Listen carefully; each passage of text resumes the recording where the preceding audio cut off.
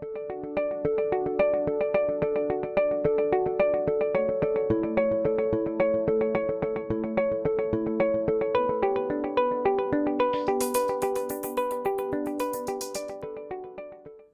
you for allowing me to come to you today with the Eloquist vlog.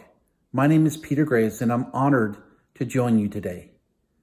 I was asked what inspires me as an independent surgical consultant.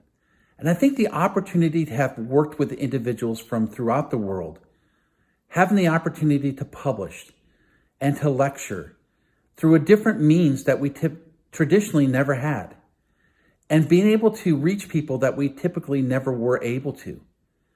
That's one of the things that has really inspired me. But being able to have the opportunity to work with so many great individuals, from large institutions to rural institutions, being able to help them find solutions to some of their challenges has been wonderful.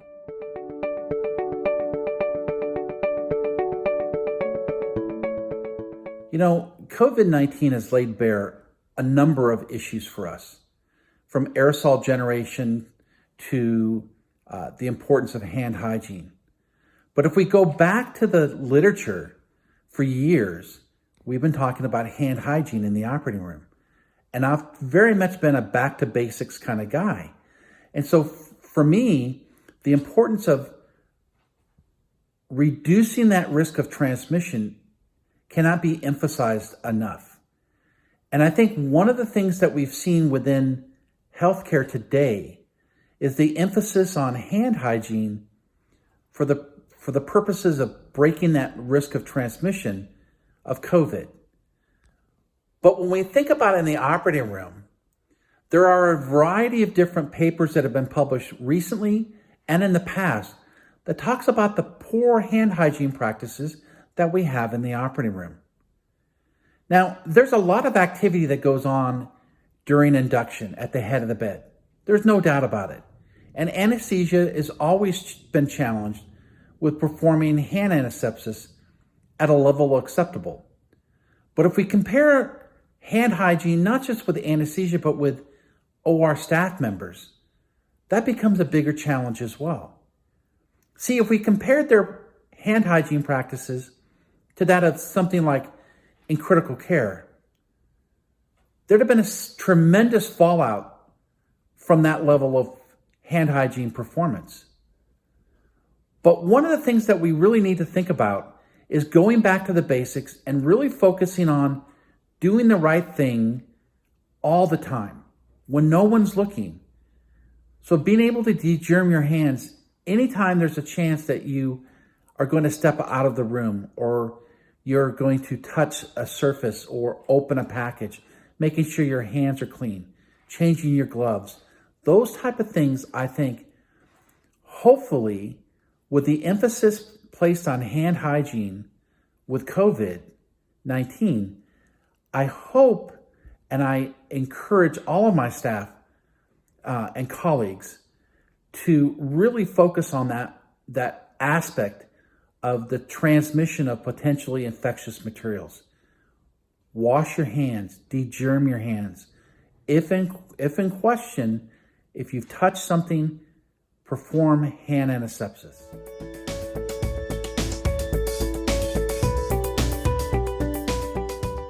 I think one of the most important things that we can do is making sure our patients come to surgery clean. Now, personally, I'm a huge fan of the ERAS guidelines. And in that guideline, there's many of them, they talk about preparing the patient preoperatively. Part of that is that skin cleansing. Now, most of us are using an alcohol-based skin antiseptic to prepare the surgical site prior to surgery. But almost all of the instructions for use talks about rendering the skin physically clean. Well, that's not an accident. That's an intentional act. So I've always encouraged patients and healthcare facilities to encourage their patients, whenever possible, to shower the night before the morning of. Now, Ideally, it would be great if they're going to be using the same antiseptic agent that you're going to prep the skin with in that bath, so you get cumulative effect. But I'm not so much hung up on the fact. What I really want to emphasize is the importance for them to shower prior to surgery to remove the dead skin, any soils and oils from their skin, if at all possible. And that when they arrive for surgery, and one of the challenges is that not all of these patients are arriving from outpatient settings. Many of them are being cared for in hospital environment, in ICUs and in med surg areas. But the importance of making sure that the nurses on the floor or in the ICU clean the patient prior to surgery cannot be emphasized enough. That, to me, is the first step in preparing the patient to go to surgery. The other thing that I think is important is the use of the ERAS guidelines as it relates to the preoperative aspect of making sure that we have that patient fully prepared prior to surgery. Optimizing that patient for surgery will definitely impact the patient's outcomes. And having physically clean skin could reduce the potential for superficial or even deep space organ infections. So Maureen Spencer, in her previous vlog for Eliquist, talked about the 7S bundle.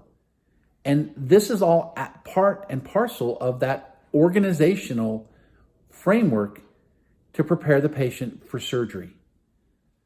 So my one big recommendation, have the patient shower and bathe the night before. When they arrive to the operating room or in the pre-op holding room area, certainly use your CHG wipes on them, but have the patient shower and bathe. Use an antiseptic agent. Follow the guidelines. The guidelines are very clear on that recommendation.